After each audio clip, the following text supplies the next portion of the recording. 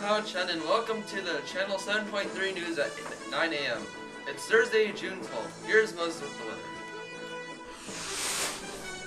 Here's the weather forecast for December 25 to 26, 1776. The forecast is a bit outdated, but no matter, unlike the wind. Express progressively worse weather ranging from mild drizzle to sleet and hail with strong wind in the New Jersey, Pennsylvania area, right there. The temperatures will be below freezing, so make sure to stay inside. We've heard reports of Washington's army on the Delaware River, and even rumors of them planning to cross the frozen river to attack an army of Hessians located downriver in Trenton, New Jersey. We wish them success in these endeavors. Now back to you, Jonathan. A report from the Wild West. As Chinese laborers begin dangerous work on the ambitious Transcontinental Railroad, we were able to dispatch a reporter to the Sierra Nevadas. Here's Thomas with the inside scoop on this back-breaking endeavor.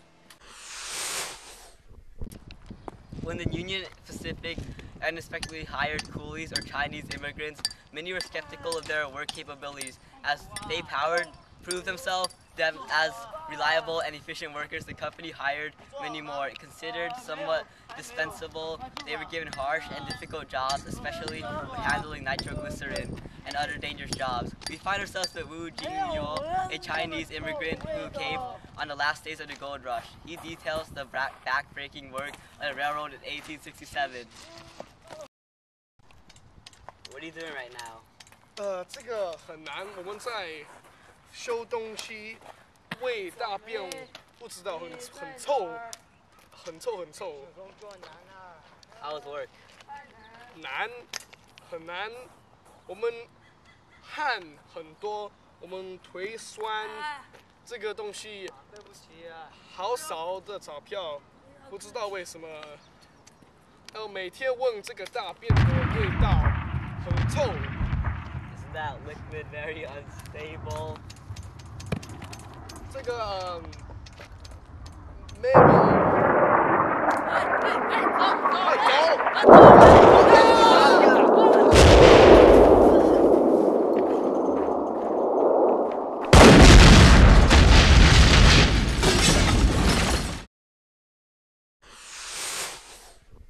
Our next story is in Washington, D.C. Our reporter looks to see Washington, D.C.'s response to the end of the war, 5 days after the Confederacy surrendered. Let's go to Moses with the details. As of April 14th, 1865, the president is now allegedly dead. Wait, you serious? Lincoln, President of the United States, has been assassinated? How did this incident occur? He was shot on the balcony while watching a humorous play. Apparently, Booth the assassin made his way up to the area, stabbed the guard, shot Lincoln, jumping to the stage, proceeded to scream the motto of Virginia, then ran away. Moses, stay with me. A report from the outside sources has stated that the president is not dead, merely in critical condition. Is this true? The great man is not dead? Oh, joyous day! Outside sources have confirmed that Abraham Lincoln has just died of a gunshot wound to the head as of 7:22 a.m. at the Peterson House in Washington, D.C. A full-length story will be available at 6 o'clock.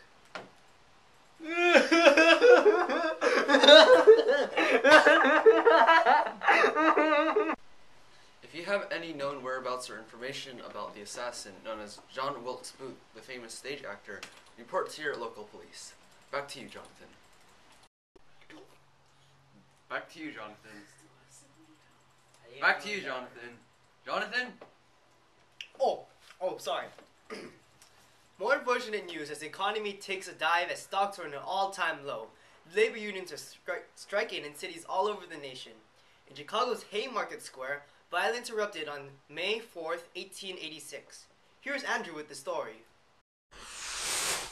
Labor unions have once again turned to violence in an attempt to get favorable results. We have heard reports of these labor strikes being led by anarchists and socialists, but it's undeniable many groups are behind the scenes as well. The situation is now being developed as we hear more reports from sources from Chicago. Accounts vary, but one source says that an unknown person threw a bomb, killing a few and injuring many more. Reports have come in that 7 died. Sadly, after this, confused police began firing upon the crowd, killing many more, while others are still in critical condition. All this is unfolding as our economy is reaching a low point and business is no longer thrive.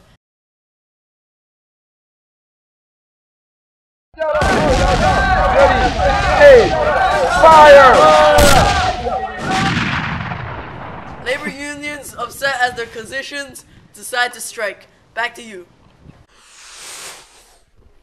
This news may be a bit late, but Massachusetts Senator Charles Sumner has been caned by Senator Preston Brooks from South Carolina. Let's go to Hunter for the details. Who was in this very room where Sumner was beaten by Brooks? The events of this beating sparked outrage and surprised many of the Northern delegates. If tensions continue to increase like this, a sudden secession is expected. Sumner, who was trapped by his desk, was beaten over and over by Brooks until Brooks' cane snapped. By then, Sumner was blinded by his own blood. Brooks was angry because of a highly provocative speech delivered by Sumner a few days before. For example, he compared slave owners to pimps and also made fun of Brooks' nephew, A.P. Butler. Sumner was carried away after bleeding extensively. Both are now heroes, Sumner in the north and Brooks in the south. Up in Boston, we also see some disagreements and conflict over matters. This time it is about taxes and representation. As you might have already heard, American colonists and the British rulers are in conflict over consent to tax.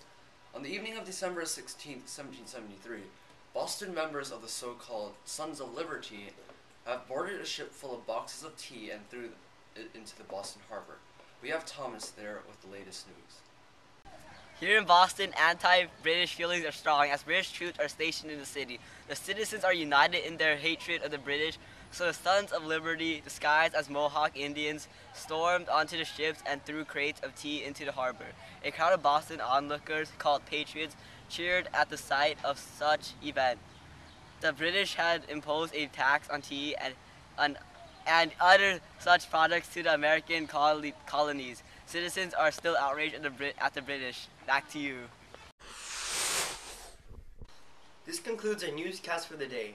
Thank you for watching.